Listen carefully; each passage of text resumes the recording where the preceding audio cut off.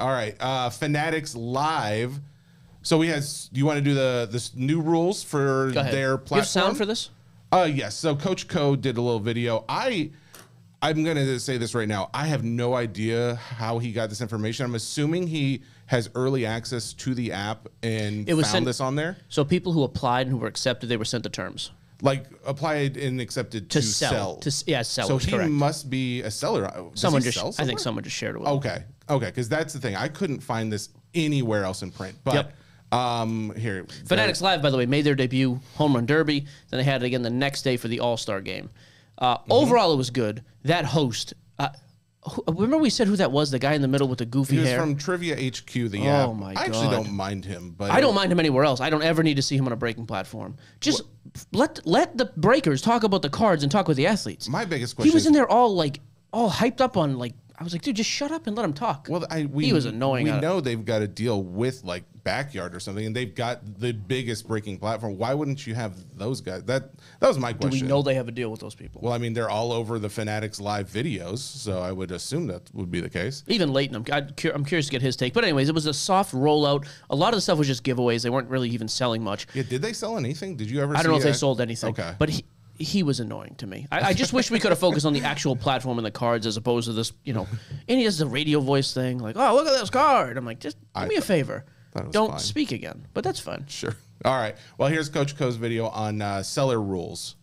Wonder how people are going to react to this. This post comes from Fanatics Live, which is a new live selling platform brought to you by Fanatics. They might be changing the way that breaks get done moving forward. As per their terms and conditions, Fanatics Live prohibits gambling on its platform, and sellers are prohibited from using platform to engage because they can't see this. So first of all, it says a big thing. No gambling is like a main headline. Underneath that, so underneath that heading or whatever it is, that's where these terms come from. It's directly related to this. Facilitate gambling, which means duck races, spins, rolls, raffles, roulette wheels, and randomized results are not permitted on Fanatics Live. This is a major Sounds change. like they want to eliminate. Major change here, by the way. So what you're saying is no random team breaks, no serial number breaks, none of that. You're talking just PYT, straight pack sales, box sales, whatever. That's a bit, and it's not shocking because TikTok has the exact same terms. Well, okay, eBay Live has also floated up some terms that are about the same as this too. No random chance anything. So what happens when it's a big, like a single card box? How does that work? Same thing. So PYT. So you can still do a PYT even though they're not going to walk away with, the majority aren't going to get anything. I believe that's correct. PYTs for sure are good to go, but random teams, like random team mixers, all that stuff, like that's a huge part of breaking. You're now saying, well, we can't do. My other question is, what happens when somebody in a PYT break, I hit a Jeter Trout card? Well, one person owns the Yankees, one person owns the Angels. How does that? How do you, like on TikTok right now, it's a mess. Normally, you just roll the dice and somebody wins it, or somebody agrees to buy the other person out, whatever. I've seen some where the guy just sets the rule at the beginning, like it's guy on the left gets it or something like that. Man, that's brutal though. For like big, I do that with non-numbered inserts, yeah. But with big stuff, like you pull the 1-to-1 patch patches of those two guys. Again, out of Sterling, it's a $500 card. Whatever, I'm making up like that. That's a big. It's interesting to me. I do think it's interesting too because obviously this being one of like the major rules right out the gate, it does make me wonder how that's going to affect the other breaking platforms out there that are still allowing this. The other thing too, it mentioned, I believe I read this correctly, 3 camera angles at all times. I had a breaker say that to me yesterday too. 3? 3, which I thought was.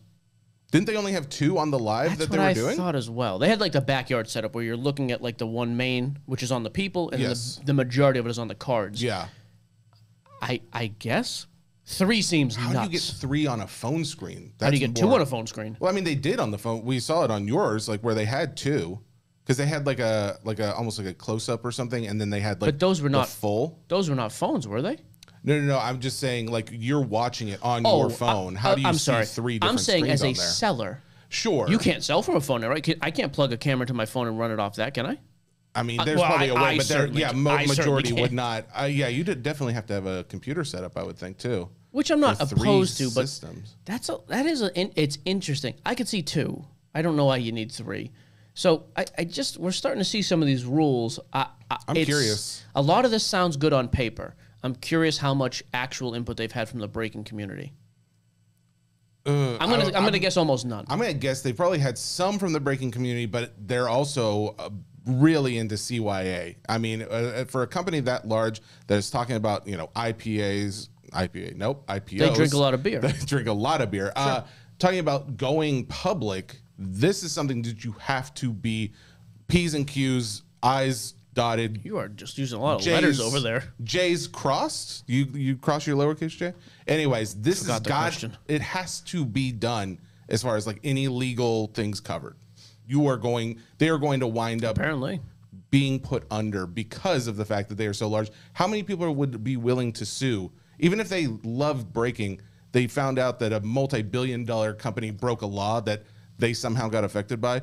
There's those people out there. Sure.